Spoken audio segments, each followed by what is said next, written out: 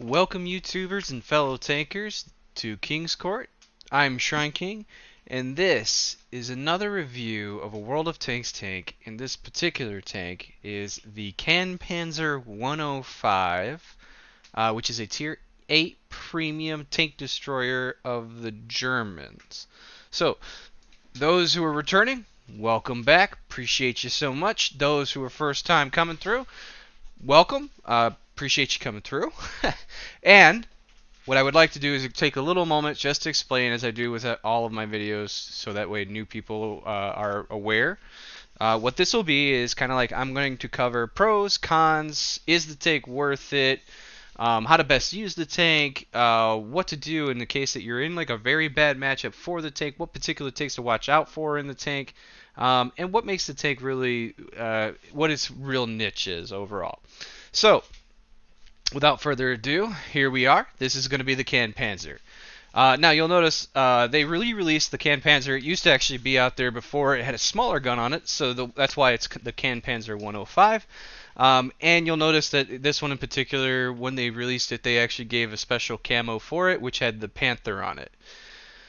Now, getting right into it, what's the pros and cons of the tank? So right out the door, the gun is definitely the largest pro to this tank.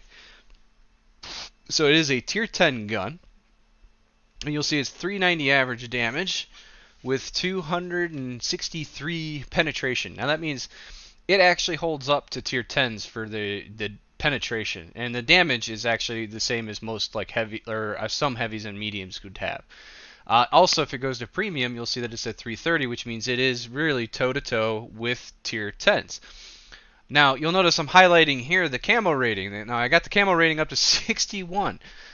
This puts it pretty freaking high. Now, is it like E25 high? No. Those that are not aware, the E25 basically looks exactly like this tank, just with a much smaller gun, and it's tier 7, and it's got preferential matchmaking on it. That one only hits for 150 average alpha damage, but it actually does have higher camo rating. But even still, with 61% camo rating, where you have 12 camo rating while firing the gun, that means if you're hiding in the trees and stuff like that, or bushes, yeah, people are going to have a hard time seeing you, even when you're firing. And that's kind of the key element to this tank. So camo rating is a huge positive or pro on this as well. Another thing is it's really, really fast. Really fast. So it can get up to 70 kilometers an hour. It takes a little bit for it to get up to it, but once it's up there, I mean, this thing is flying. Now, the reason why that's a major pro is because the fact that you can go from one side of the battlefield to another side of the battlefield and still be there to whoop ass for everybody.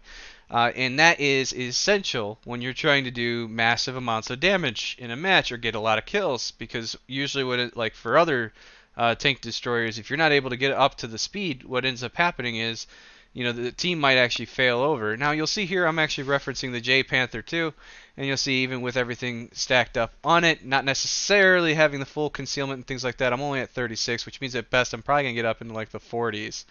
And then I'm showing you the tier 10 gun that comes with that one, and you'll see the penetration's a little lower, but the alpha damage is definitely a lot higher. So, you know, you kind of got some benefits, some con, or, you know, some things are a lot better and some things are not as good when it comes to the actual line. So, and then the Roomba, which I call it the Roomba, but the RHMB Waffle or WT, that thing actually has a huge gun where it's doing like 500 damage or 750 damage. Now, a couple things that I want to point out here. So, like even this one, 500 damage, a lot less camo, and that was the Scorpion G. The key thing here is the gun is quite accurate, right? You'll see the reload time is really nice. So like being able to reload every 10 seconds is pretty good. With the gun being pretty accurate, being able to snapshot and stuff like that is also pretty cool. And then also on top of that, you're looking at the factor that it uses APCR rounds as its normal round, and what that means is the shell velocity, the rate that that round is going to travel, is just amazing. So you're actually going to, like, you can point at a target, and as soon as you see that target and you pull that trigger, you don't even have to lead the target. It's going to go straight at that target. So actually, funny enough, chances are I actually pulled the trigger too and did my normal aim ahead of the target, and that's actually probably why I missed that amount. So you'll see here, I'm trying to use the camo, but I am out in the open, and the mill was pushed up. So yes, by firing, I did get spotted. The other thing is it actually has pretty decent depression, so you're actually able to come up on the hills like this, and it's small, so that way you can actually stay relatively hidden and still be able to shoot people. Now, where do the cons come into this tank? Well, it has practically no armor. Even the angling is not going to help you on it. Its deflection's pretty rare. Now it does have some angling on there, so like if you were by chance turning and someone shot and just happened to hit like the left side or right side of your front face while you're turning, then yeah, you'll probably get deflection, but I wouldn't really count on it, honestly. Most likely they're going to smack you. Another con would, or actually I should say, another pro to note for this thing is it does have really good radio range, which makes it good for the fact that it is a sniper. It's meant to be a sniper. Other than that, I'm trying to think of the cons. So one thing I would say for the con is, based on this thing kind of being the model of the Tier 6 for the J Panther line, it seems strange that it only has 4 crew members. Not only that, but the crew members don't necessarily really match up. So that's one thing to note. Like if you're trying to pick this tank up for the actual onlines, and you want to be able to train your crew up, this one would be. I mean, it still will train your crew. Obviously, it's a performer, but you're going to run into the problem of having to swap out members of the crew and stuff like that. So you'll see that I'm kind of bouncing around here in the replays just to kind of show you key points in the replays of where the take was performing. So I was just really south, and just as I'm thinking like, okay, I got to flex up and move to the north, you'll see I'm able to move all the way up to the north, and I'm able to get into the bushes, and I'm going to get my camo, and I could technically spot. One of the cons to this, I would say, is that the eyes obviously are not very good. I'm not using binocs. You can use binocs. I emphasized on making sure to have the gun rammer, I'm pretty sure vents, and camo. So I stacked up camo as much as I could. So I am relying on my team to spot for me, rather than me actually being able to spot for myself. Now again, that is totally entirely up to you. The loss of 5%, like so for example, if I were to swap anything out, it would probably be the vents. So the loss of 5% on the reload speed, the aim time, and even the camo. Yeah, for you it might be better, depending. So like you can run the 25% from binocs, which is when you're stationary. So you'll see there I was actually plugging away at that guy the whole time, and it took a while before the E100 was actually able to spot me. And now that the E100 did spot me, and I see that he's kind of coming up on the hill, this is where the tank really shines. And this is like, honestly, there wasn't a lot of cons overall to me for the tank.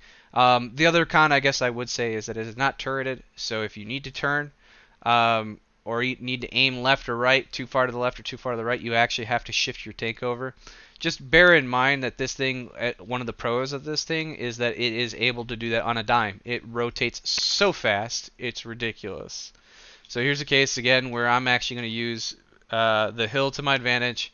I'm going to keep it where even if he does spot me, it's going to be very, very angled, or I'm sorry, where there's not going to be much of me to actually see. So funny enough, I do think this guy is actually AFK, which is kind of funny. But you'll see here, even on a Type 4 Heavy, I'm actually able to pen it, right? And I'm not. Oh, actually, no, I take it back. I am using premium ammo, so that's something to note. If you've never really fought against Type 4 Heavy and you wanted to pen it, you can aim for the driver ports and stuff like that, the plating that's right there.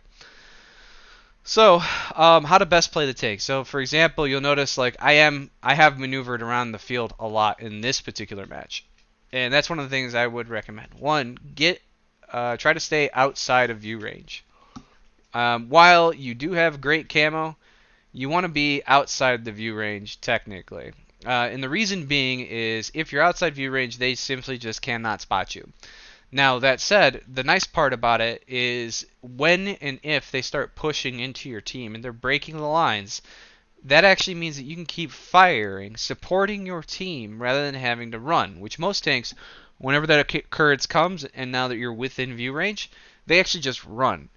In your case, you want to start outside the view range, hopefully, right? So that way, if they do start pushing, you can actually let them push into your view range, keep firing. What I would recommend is, for example, in my case, that blue line, if I see that they pushed past the blue line, it's time for me to get out. My camo rating's not going to hold up. Now, with that said, what I do recommend to you guys is that if you are going to fall back, run away, reposition, whichever, and they've pushed up to the blue line, and you recently fired, wait 7 seconds before you start running away.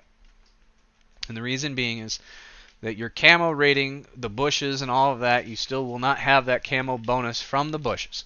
So you do want to run away. Now, obviously I'm showing here the fact that this thing can make a lot of money. It makes silver hand over fist. The only thing I think that really makes silver better than this, in my opinion, is some of the lights. When you have matches where you're actually spotting and getting a lot of assistance from the team, the reason why is if you get that kind of mission or fight, there is a good chance that you will pull in so much silver just because of the fact that you hopefully didn't take any damage and you hopefully didn't have to fire a shell. And if you didn't have to fire and you did pull in a lot of spotting and stuff like that, the nice part is every shell that you did not have to fire, that's also money gained back. So that way you're not really doing that. But now that said, it doesn't mean don't fire when you have opportune times and you know that either one, you're already spotted and exposed, or two, it's just a point where it's time to like clean up the enemy team. What I would hate to see is that you go out in a light and you basically go YOLO into the enemy team. You spot a couple of them and right away you start shooting, which then gives it a case where you actually will end up spending a lot more money. But also the other part is your chances of being spotted significantly increase. So, hit and run tactics, guerrilla warfare, staying hidden and trying to hide, stay outside of view range.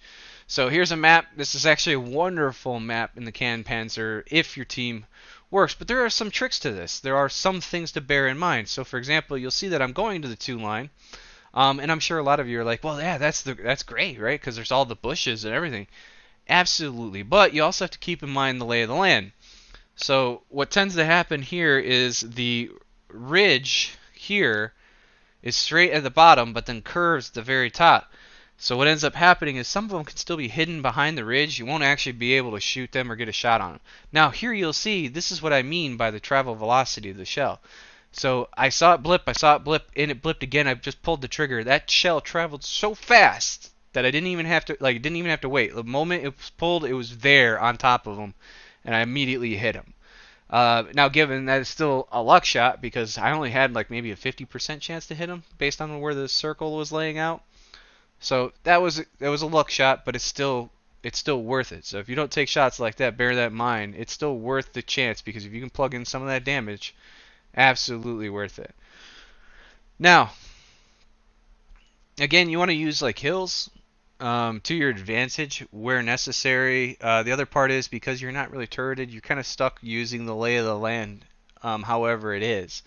So in this case, like I mentioned, if someone showed up straight ahead, like kind of where I was just looking, if someone showed up there, the problem is the land actually curves down, which then would make it to where I probably wouldn't be able to actually shoot them. Because my tank just really can't pull that kind of stuff off. But that means I would have to maneuver and actually get into a position where I could get line of sight to him. So here's another case, bam. So like you'll see, I let it just enough that I knew he was going to rotate right into it as I was about to pull the trigger. Here's another case. Now this guy is actually on top of us.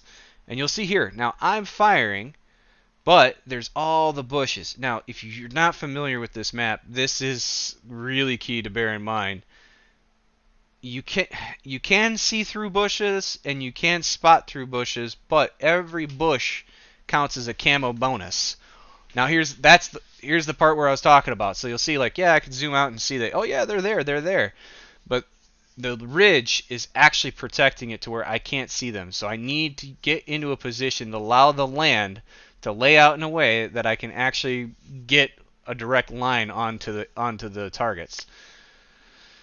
And you'll see here the T95, I believe, is what's next to me. Yeah, the T95 that's next to me. He also has the same problem, except for he's taller than my tank. So while it would be the same problem, it's not as bad because he's actually taller from the ground. The J Panther 4, which is the tier 6 tank destroyer for Germans, and the KanPz 105, they both have the same, and even the E25, it's all the same stuff. So what ends up happening is because they're not very tall from the ground, you very well can have it where you won't have a line of fire or shot onto a target simply because of a small ridge, just like this one. I mean, it's just a small ridge and it dips down a little bit. It's enough to make it to where, yep, I wouldn't be able to shoot them or have a line of shot on them. Now, the other thing with this is, as this tank destroyer, what I would recommend is try to be a lot more tactical with this tank. So bear in mind where your team's going and where they're going to need support, right? And keep in mind that you are a very essential support in this tank. You're very capable of a lot of damage output, which means you can really help your team. Now you'll see here, I took a shot, but I also know I'm not spotted. So that guy blind fired down my path where he saw the shell come from, just to make sure, just to try to hit me. And he did get lucky and hit me. And in the same sense, here I am just doing what I can. Now, that was just, I'm trying what I can there. But you'll see that 416 is going over, and that's not a good plan. And then in the same statement, like I said, be tactical. So, for example, if I saw the 0 line was losing really bad, but we kind of got things covered on the 1-2 line, or even, maybe it's even a sense of like, hey, it's not just we got things covered in the 1-2 line. Maybe it's like I know for a fact all of the opponents on the 1-2 line are taken out. So here's that 416. What a wonderful guy. You'll see that he made it where he was directly in my line of fire for the majority of that shot. And then not only that, but I just took a shot where there was probably like 10%, 20% chance that I was going to hit him, not my target. But you'll see here, like, it's all really nice, right? Like, a lot of potential to do the damage. In the event that you are seeing, and I'm sorry, I'm going to get back to the tactical part. If you saw that, hey, yeah, you believe you can hold the 1-2 line and you see that the 0 line is falling, there's some tanks where literally, I'm not kidding, you'll be like, nope, we just got to stick to what we got, guys. There's no way around it, right? Because you'll never get there, right? This tank is the opposite. You absolutely can get there. And because of its camo rating, you can get there most likely without being seen. So, as I mentioned, this thing I have like a 60 camo rating while stationary. Now, of course, that's with camo net, right? But I still do have like a 30 or 40 camo rating while moving. That's the same as a lot of scouts while moving. So that makes it to where, yeah, I absolutely could like reposition all the way to that 0 line. See, in this case, you'll see, hey, I'm going to reposition. And I made sure to back up so I'm just in the line of all the bushes again. So even if someone was there, they're probably not going to see me. And here I'm just taking whatever shots I can. Now, this tank is really good for this stuff. Like, being able to, flank the targets simply just by getting over there and having it where people just don't know you're there. Now, one thing I will recommend, and this is kind of like a planning thing, is watch the enemy movements, right? So when you start shooting people, even though they might not have spotted you, they now know where you shot from. So they know, hey, you're over there somewhere. Usually what ends up happening is they start calling it out. Now, bear in mind, hey, I want to point that out. So you saw that T-54 was rolling over the hill. I was still on the ridge. So I'm only like 150 meters from this guy or something like that. Maybe 200 meters. He had to be that close to spot me. And I actually rolled up in the bushes. So when I fired, I didn't have any of the camo of the bushes. That's what it took for him to spot me. Now, I also knew that he was kind of charging at me, and you'll see here, same thing as I mentioned. I just took off. I'm like, all right, look, boom, I'm out. If he wanted to come for me, he can come for me. It wouldn't have gone very good. But, I mean, yeah, he sure could. And if I'm looking at the map, you'll see, okay, yeah, I'm telling the T95, hey, guy, I'm going to come up and help you out. And then here's the same thing, like, all right, hey, I had the one part, and this is what I mean. The speed is just so good in this thing. I really crack a lot of jokes about it because it's called the KanPz, so I say the KanPz can do anything. That's my. But here, I mean, you'll see. able to position in multiple different ways, able to assist the team. And like I said, the way that I'm playing, I'm really dependent on my team actually spotting targets, or at least using the team to spot the targets.